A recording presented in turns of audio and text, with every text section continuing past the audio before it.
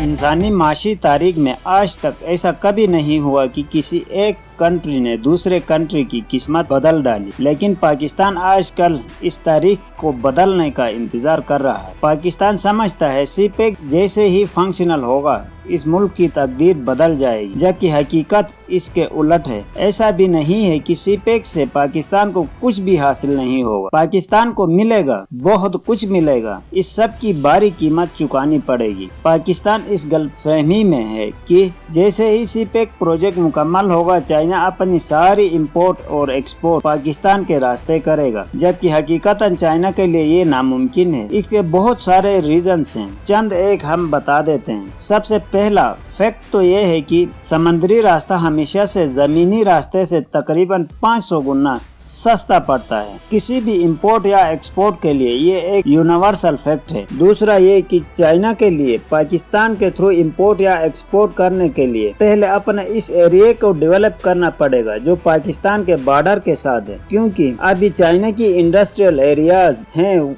वो चाइना के दूसरे कोने में, जो कि एक बहुत बड़ा फासला है और कोई एरिया 4 या 5 सालों में डेवलप नहीं हो सकता। अगर चाइना ने इंपोर्ट या एक्सपोर्ट करना ही नहीं इस सीपेक के थ्रू, तो बनाया क्यों है इतना बड़ा प्रोजेक्ट? चाइना अपनी इंपोर्ट और एक्सपोर्ट इसी रास्ते करेगा, लेकिन 20-30 साल बाद जब पाकिस्तान के बॉर्डर के साथ जो एरिया है वो डेवलप होगा। और दूसरा बड़ा मकसद सीपेक का ये है, चाइना के बारे में कहा जाता है कि वो गरीब ममालिक में मुख्तलिफ इन्वेस्टमेंट करके इन ममालिक को कंट्रोल करता है, जिसे चाइनीज डेट ट्रैप भी कहते हैं। इस बात का अंदाजा आप इससे लगा सकते हैं कि चाइना ने इराक और अफगानिस्तान जैसे कंट्रीज को भी लोन दे रखा है, क्योंकि चाइना लोन से पैसे नहीं कमाता, ये पूरे के पूरे कंट्रीज को काबू में रखता है। जिस तरह श्रीलंका का हम्बनटोटा पोर्ट अब 100 साल तक चाइना के कब्जे में रहेगा, क्योंकि श्रीलंका को भी चाइना ने पोर्ट की कंस्ट्रक्शन के लिए लोन दिया था जो श्रीलंका वापस नहीं कर सका। इसी तरह जिबूती में तो चाइना ने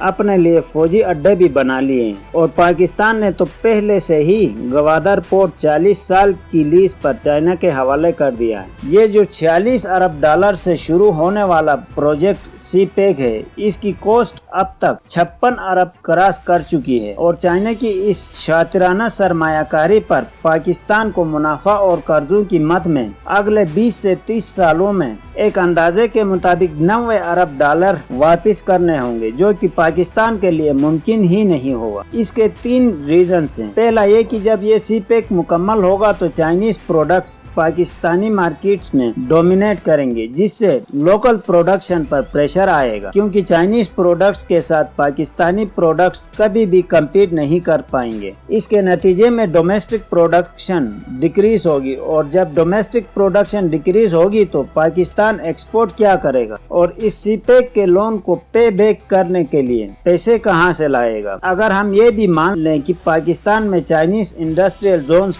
बनेंगे, तो चाइना की कोशिश होगी कि मैक्सिमम रॉ मटेरियल चाइना से लाया जाए। इससे पाकिस्तान का जो इंपोर्ट का बिल है वो बढ़ेगा, और अगर इस रॉ मटेरियल से कोई चीज बनाकर चाइनीज कंपनियां एक्सपोर्ट करती भी हैं, तो इस पैसे ने अल्टीमेटली चाइना ही जाना है। पाकिस्तान में सिर्फ मजदूरों की तनख्वाह रह जाएगी, इसमें से भी एक बड़ा हिस्सा चाइना जाएगा, क्योंकि इन फैक्ट्रियों में चाइनीज लोग भी काम कर रहे होंगे, और जो थोड़ा कुछ बचेगा वो लोन और लोन की इंटरेस्ट की शक्ल में चाइना चला जाएगा। इन सब मसाइल का एक ही हल हो सकता है, अगर पाकिस्तान इस सीपेक के तमाम प्रोजेक्ट्स को निहायत ही ईमानदारी और करप्शन से फ्री करके इस्तेमाल करें, और अपनी जीडीपी को मोर देन 1% ग्रोथ सिर्फ और सिर्फ इस सीपेक से मुमकिन बनाएं। इसका एक तरीका ये भी है कि पाकिस्तान अपने इन तमाम कारपोरेशंस को भी मुनाफा बख्श बना दे जैसे पहले थे, इससे पहले कि चाइना